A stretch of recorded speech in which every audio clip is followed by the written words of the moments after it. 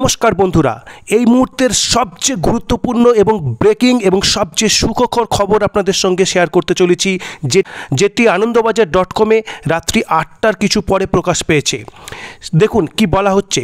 সরকারি স্কুলে কর্মরত প্রাথমিকের শিক্ষক শিক্ষিকাদের শুভেন্দু মারফত বার্তা পাঠালেন কেন্দ্রীয় শিক্ষামন্ত্রী ধর্মেন্দ্র প্রধান। শনিবার বিজেপি কার্যালয় মুরলীধর সেন লেনের দপ্তরের সাংবাদিক বৈঠকে কেন্দ্রীয় শিক্ষামন্ত্রীর বার্তার কথা জানান বিরোধী দলনেতা শুভেন্দু অধিকারী। দেখুন, খবরটি প্রকাশ করা হয়েছে রাত্রি 8টা 4 আজকে। পশ্চিমবঙ্গের সরকারি প্রাথমিক স্কুলে কর্মরত শিক্ষক শিক্ষিকাদের বার্তা পাঠালেন কেন্দ্রীয় শিক্ষামন্ত্রী ধর্মেন্দ্র প্রধান।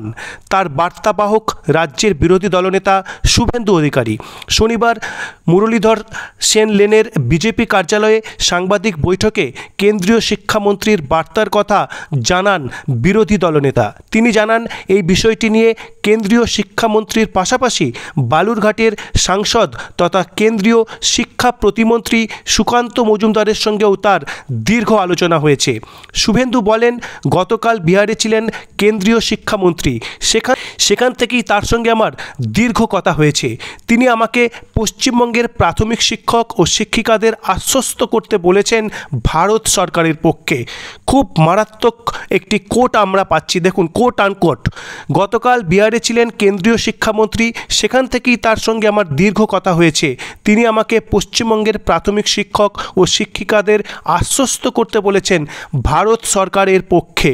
তিনি আরও বলেন, সুপ্রিম কোর্টের যে রায় রয়েছে তার প্রেক্ষিতে গোটা ভারতে সিনিয়র শিক্ষক শিক্ষিকারা যেন অসুবিধায় না পড়েন, তার জন্য প্রয়োজনীয় উদ্যোগ গ্রহণ করার সিদ্ধান্ত হয়েছে।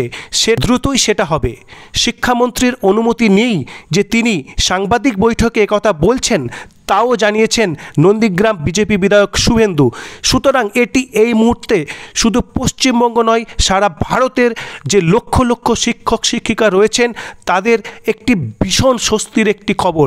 যে বার্তা আমরা সরাসরি কেন্দ্রীয় মন্ত্রক থেকে চাইছিলাম, শিক্ষা মন্ত্রক হোক বা আরও উচ্চ কোনো জায়গা থেকে, সেই বার্তাই আমরা পেলাম এবং আশা করা যায় খুব দ্রুতই এই বিষয়ে কোনো পদক্ষেপ আমরা লক্ষ্য করতে পারবো।